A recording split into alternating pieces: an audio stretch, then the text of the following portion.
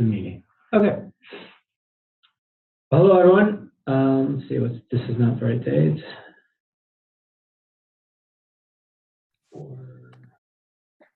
Four today.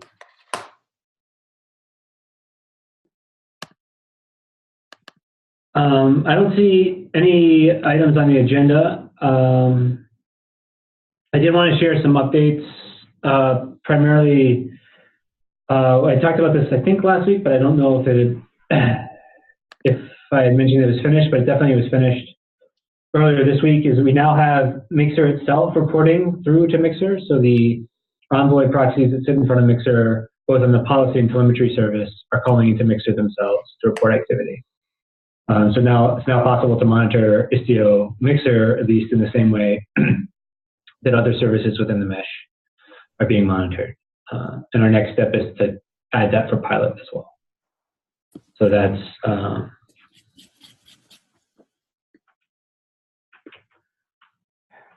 so that's sort of an update I wanted to share. I don't know, Martin, did you want to talk more about the source attribute stuff or anything?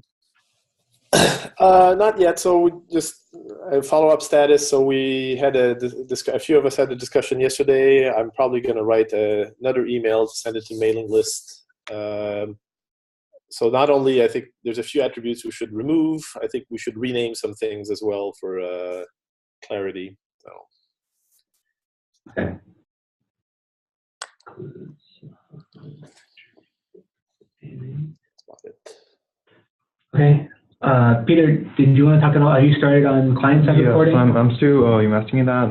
So there's just some pending question that I'm still trying to go through. One is, shall we add it to Envoy V1 or V2, or just V2? Don't care about V1. It's a good question. Yeah. Yeah. I don't know. I think V2, but yeah. What's that? V1, V2 of what? The client-side report feature. Shall we just add it to Envoy V2 or? Envoy, okay. Yeah. And also, do we want to have client-side report for any service call to Istio components, or just service to service? Well, I think ultimately we want it for others chime in too. But I think ultimately we want it for everything. But if we start with just service to service, that would be a big win. Yeah. And then we can worry about getting the rest. Yeah. Okay. And I don't think we want the V1. I don't think we need to deal with the V1 API. Okay.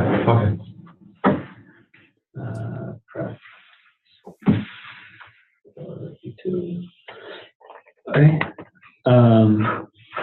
Dar and Sunny, did you guys want to share any status updates, or sort of going around the room sharing status? So I'm still creating the types and stuff in Istio API that are needed for the gRPC adapter work. I think the types are now done. I'm starting to ingest them into Istio. How people are specifying now in the So we're introducing some new types called infos and stuff, which is how you can specify the adapter information, like descriptors that supports the adapter config. So all that stuff now needs to be ingested into the real Go code. Okay. Yeah, and on the related note, I have just started or restarted, depending on how we look at it. At the first part, which is kind of next step of the prototype, the transformation in the prototype. So given an instance config and a descriptor, create a structure that is set up to go so that can be called on the runtime path to produce bytes, and then Sunny's coming at that from the other side, like connecting rest of the mixer to it. Okay. So I'll also talk to like Shrikant and folks here who, if there already exists something which we can leverage, which takes a descriptor and takes a YAML or JSON and gives, and we probably need something very generic where right now we have JSON PB, which takes a YAML and takes a proto message, and it can transform and unmarshal it. It will be ideal. I mean, if there's something already exists, which instead of taking a proto message, it takes a descriptor and does a reasonable amount of stuff that we want to do. We basically just want to make sure that the field names match and it can be transformed. So it can be parsed into. So otherwise, we can probably think about contributing that piece of code to protobuf Go library or something. But that will be later. Okay. Do we want to talk about the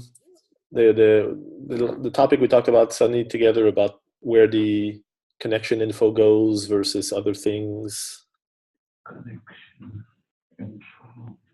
Remember we said whether connection is a sibling of params or inside or all this stuff. Yeah, whether connection belongs inside params or whether it as a sibling of params. That's the change. Right. So yeah, there's probably a breaking change where right now when an operator is specifying the handler config, he specifies when you're writing a C custom resource, you specify the kind as the adapter name, say Prometheus, for example, and there's a spec, and in the spec you directly write the YAML that represents the adapter config. Right. There is no special term that you indent that YAML configuration. Param or anything. Right. You just exactly say the first line inside the spec can be log verbosity or something else. Right. Okay, so just direct embedding of direct embedding. So that's the current model. So now in the same handler config, we also need to it would evolve, and we have to add additional information which is not specified directly by the adapter as part of the adapter config. For example, Martin was mentioning we need things like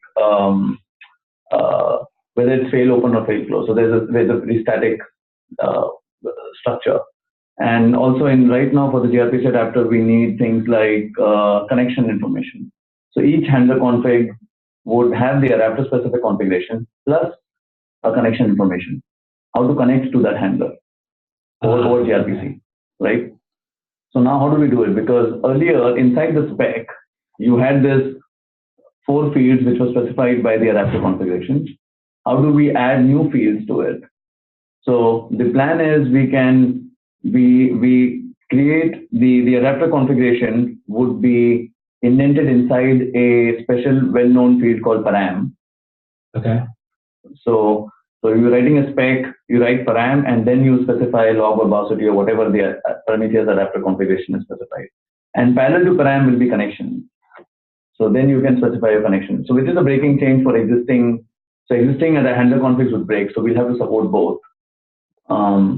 So we need code to somehow figure out, okay, does this belong to the new format or the old format? Yeah, so there's 2 variations to mention here. Is that there's more than just connection data at some point. Like I said, so we want to specify per adapter mixer controlled per adapter options such as logging or debug true or false or right, that kind of stuff. And so that's so it's more. It would be more than just connection. Second, the alternative of this breaking change is for us to steal a well-known name in the user's config space. So say, all right, there's the existing fields, and we reserved another one called common or generic or base config, which is the standard mixer stuff. So that would be a non-breaking change, and it's just a little icky because we're stealing a word, stealing a field out of the adapter config. Those are the kind of 2 choices there, I guess. Yeah, I mean, like we want some sort of hierarchy of config where we can put ours at the top and everything else inherits that field, right? Yeah. In some sense. Which this is giving. Yeah. I mean, we talked. So I was mentioning. So if we do the stealing of the term, then the schema is provided by the adapter, and we don't have any schema. We are just going to. So we cannot have a static validation if we are stealing fields. So the schema is coming from the adapter config. There is no schema for the connection that goes inside the as part of that adapter config schema.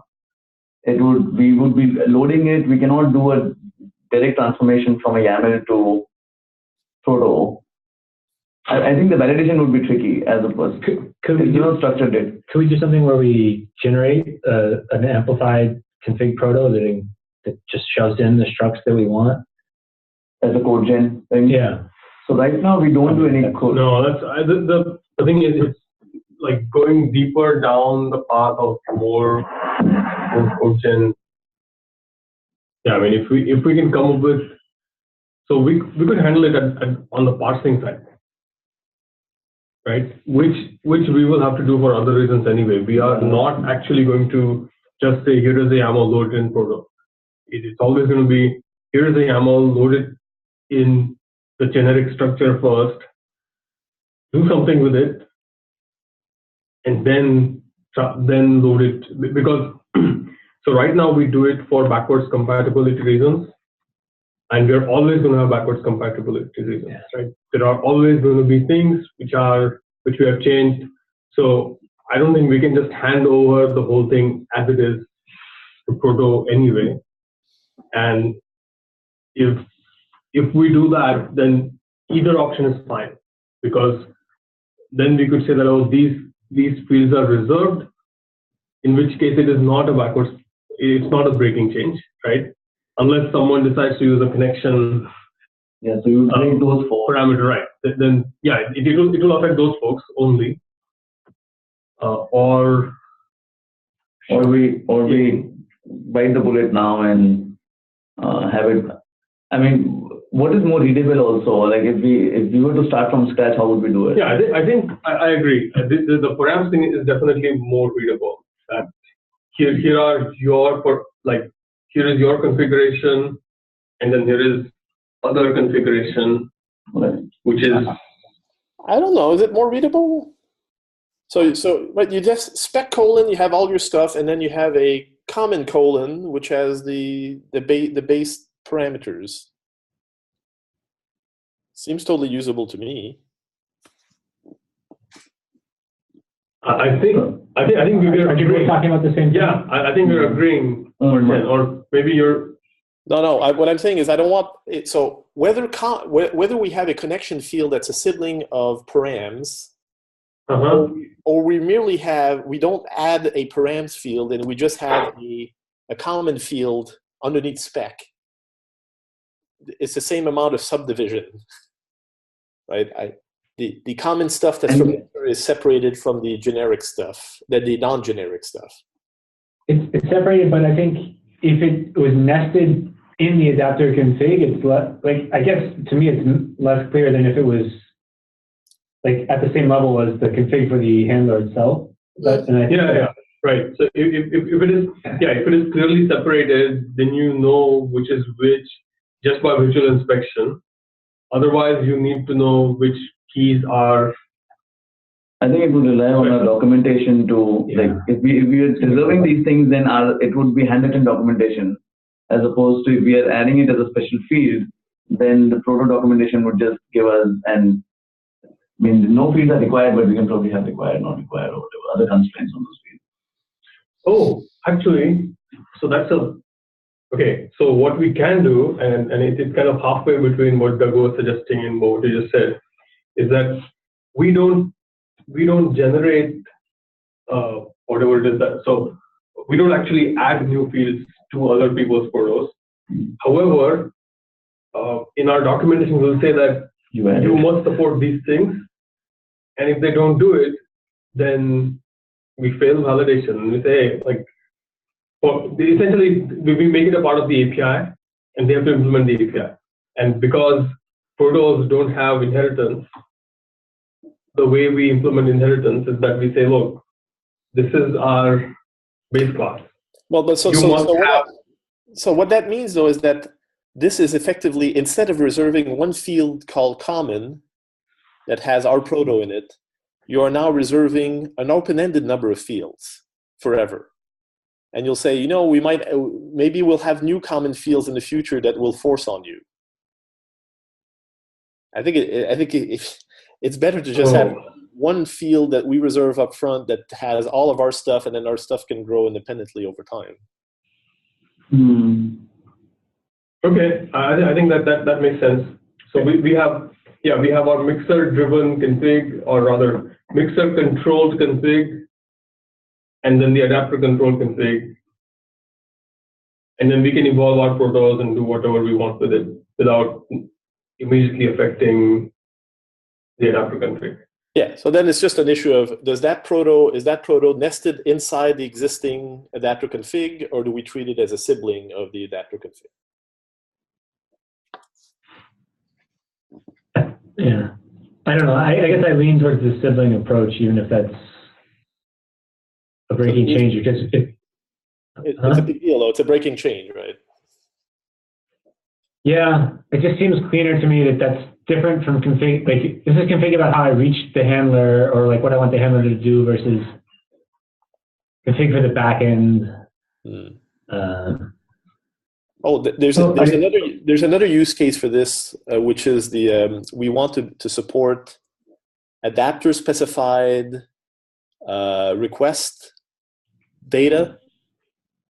We don't have a name for that, right? So a chunk can contain attribute expressions that is written by the for the adapter. So that would be probably one of these top-level protos. It is basically an additional instance that we send in, which is attached to the adapter.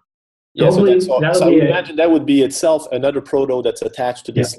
Yeah. So you have the adapter config proto, the mixer's adapter config, and then the adapter instance data or something. Yeah, and that time we would have to reserve. Oh no, if you're going with this indentation, if the adapter config is part of param, then we would later on it's going to be, we have connection, we have param, and we'll have adapter instance config parallel to it. So there's no breaking change there then. But if we are reserving common now, then that instance would be part of that common proto as Google proto of any. Then also there's no breaking change. Yeah, so you can do it either way. It just seems like, and I guess I need to see this and think about it a little more, but it just seems like there are like, if I was looking at config between gRPC, non-gRPC adapters, right, and some that have adapter config and some that don't, like I would expect the sort of config experience to be uniform, which to me means that this stuff should be siblings of the params and not nested inside of the params. But maybe that's just my mental way of organizing it, so I don't know. So you're saying we don't introduce param, but you have all these verbosity existing config, and then you just have another one right next parallel to it for connection or something. Yeah, like no breaking changes. Oh no, like I guess it's a breaking change spec, and then you have the current thing we have, and then we have two other sections that are nested inside of params or whatever, and then you have the two other sections that are common, connection configuration params and per instance params or something. And I don't know what other people's thoughts are. I guess that's just the way my initial reaction is. So, but just to know, I mean, it's actually not a breaking change. I mean, even if we go with param, we will have to just write probably 200 lines of code to ensure that we don't break existing config. We can parse. I mean, anyways, we will have to do custom parsing on these stuff. Because even if we're reserving the keyword, we cannot just load it into any proto. Right. We'll be loading it as YAML, as a string or map or string interface, and we are going to be reading each field individually. So we've also talked about switching the CRD and CR config model. Oh yeah. Was this which is a breaking change itself? Yeah. So we want to do all that together. And I'm going to suggest some breaking changes for attributes as well. I do. So let's just break the whole thing. Yeah. So we should probably write this all down, and if we do it, we should probably do it this month. Yep. Okay. So who wants to write it down? I can write down for the param for the app handler config stuff. Yeah, I'll write down for for the handler and instance, and we have to make sure that those two things align, right? Okay. Because I think they will. So Okay, so Sunny, could you start just one doc and we'll have 3 sections in it? yeah. Okay. So I'll add a section on attributes, Manda will fit in his stuff, and then we'll have an execution plan. Okay. Yeah. Are there other things that anyone wants to talk about? We don't have a lot on our agenda today. So I wanted to mention I've got a PR outstanding that changes the log interface for adapters. So following last week's discussion, there's now a debug method available for adapters, and oh, that's right. I got rid of the verbosity level leftover from before, and it's now debug enabled, just like the regular log. So you can do a check if debug enabled something. So that should be in probably later today. Sunny and I discussed this before in terms of so for out of process adapters, they're responsible for doing their own logging to wherever they want to. So we're not going to try and take the out of process adapters logs and pump them through the mixer's log, which means each adapter effectively has its own log stream and log parameters. So that's why I want to be able to configure each separately, so the user can turn one adapter's logs on and not the other adapter's logs on. And so that'll affect not only the out-of-proc adapters, but the in-proc adapters as well. So right now the in-proc adapters are logging through the mixer's regular log stream.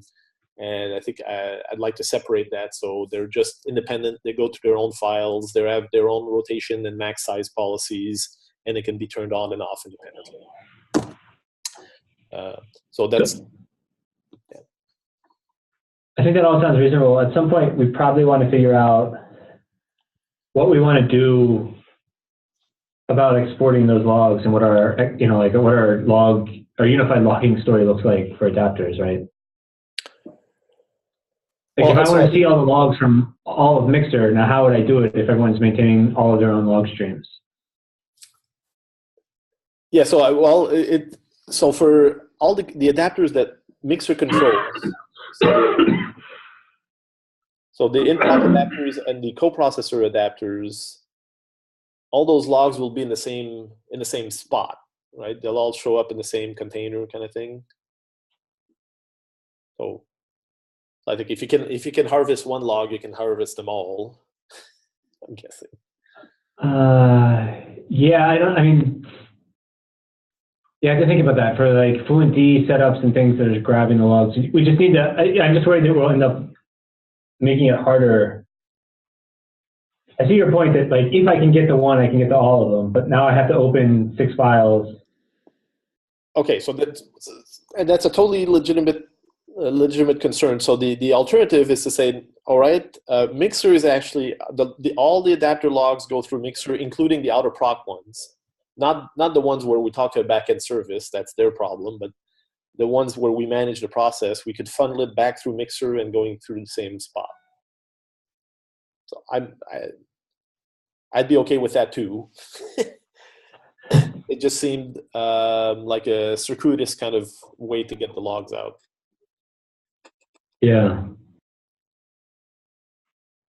Does there exist like a log trace, like even if it's a separate file, if there's a trace ID for each log, there should be some independent tool which can merge all the 6 files into one file with individual trace IDs. Yeah, we can probably do that.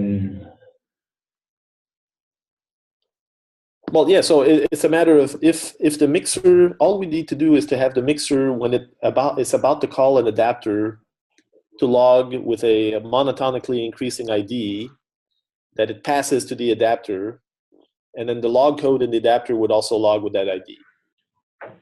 And we could do that transparently, invisible to the adapter code itself, right? It's just part of our logging support. Okay. Yeah, let's make sure we do that. I guess I'm fine with going with separate streams for now. Unless anyone else thinks that there's... That is one log stream per adapter? Yeah. Not per handler. I think it's per handler. Yeah, it'd be per handler. Yeah, so the logs. Martin, are you suggesting per adapter? Say that again? Are you suggesting per adapter or per handler?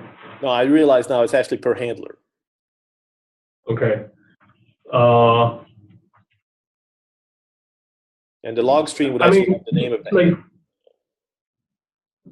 So if and are these log streams? So the nice thing about having everything separate is that now they can go to 10 different places. Like they can actually go to really different places. But when they go to the same place, it is usually better to have like one consolidated log, right? Like if for example we want some logs to go to the producer side and some logs to go to the consumer side, I think that to support that model, it's nice to have actually multiple logs, not just one stream, multiple logs per adapter in that case, right? Oh, no, hold on. I think we're confusing the log types here. These are more about development logs for the. Right? It's not log for the. It's not our log adapter. Right? I don't think there's a consumer and a producer involved in this. This is like failed to send batch set of metrics to. Okay. APM vendor X. Yeah. Okay. So. And where are these logs headed typically? To like one log collection somewhere? Well, so right now we just dump. So Mixer is configured on the command line for where it's dumping its logs. I think right now it's just standard IO. And when adapters are logging, it's going to the same place in the same stream using the same consistent timestamp. Yep. In this other model, each adapter would be opening would send stuff probably to a file within the same container. So I think that it's better to actually annotate every log line with whatever additional IDs that we want, and not worry about having multiple streams at that level, because you can always, if you have the right IDs, you can always split up the stream as a post-processing step or not. Yeah. Okay. So that's a reasonable step, a reasonable approach. That means that for the out-of-proc adapters that are the coprocessor adapters that Mixer manages, we're going to want to have these guys be able to call back to Mixer to report log data. That's where it gets awkward. Yeah. For co-processor adapters, you're saying, right? Not the truly out of process are not going to report anything. For co-process. Yeah. Okay. Yeah, it is super awkward for sure. Yeah. So right. So that's the mental process I went through as well. We'll all have them report to me. Well, then we'll all have them report independently. Well. Yeah. I mean, it's not that big a deal to have Mixer support a logging thing, and in fact, maybe it's just a piggyback. When the adapter responds to a handle call, it can return some log data.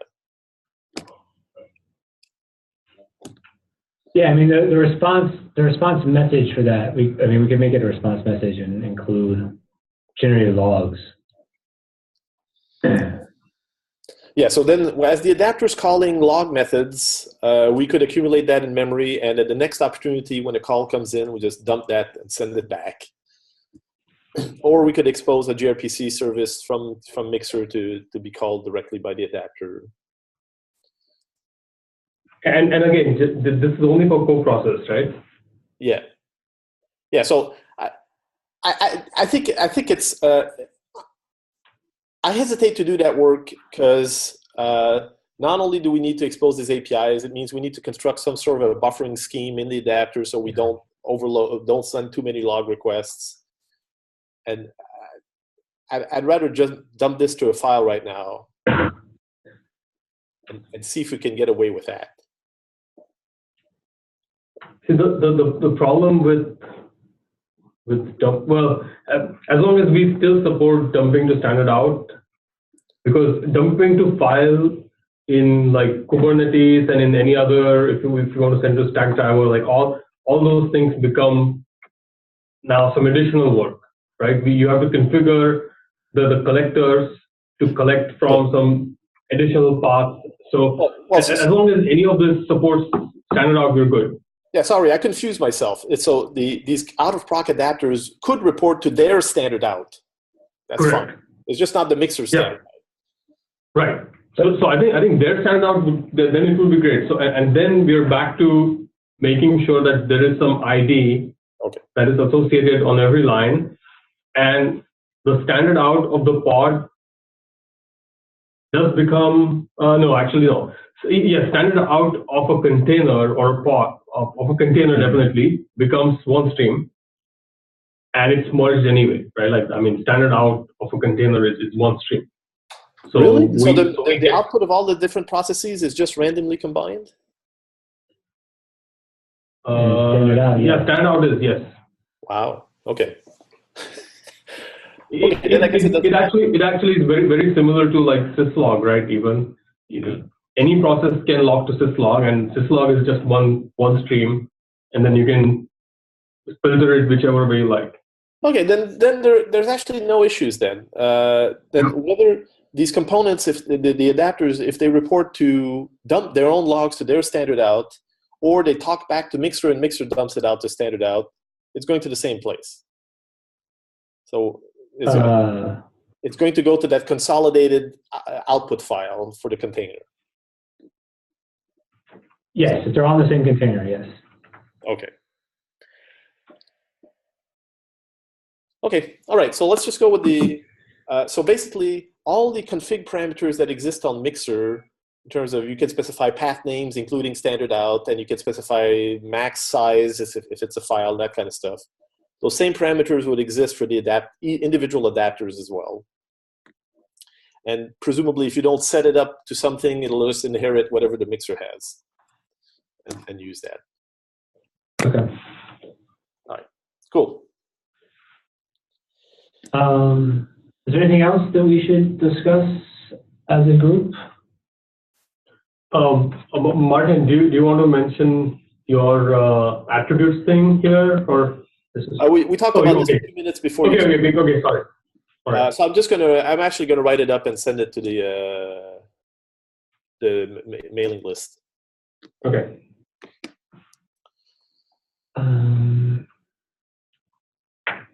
Anyone on the call who wants to chime in or discuss anything?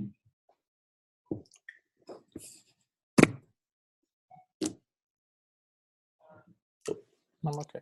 Okay. Cool. Well, I guess we should just adjourn and meet again next week. All right. Thanks, everyone. Later. Thank you.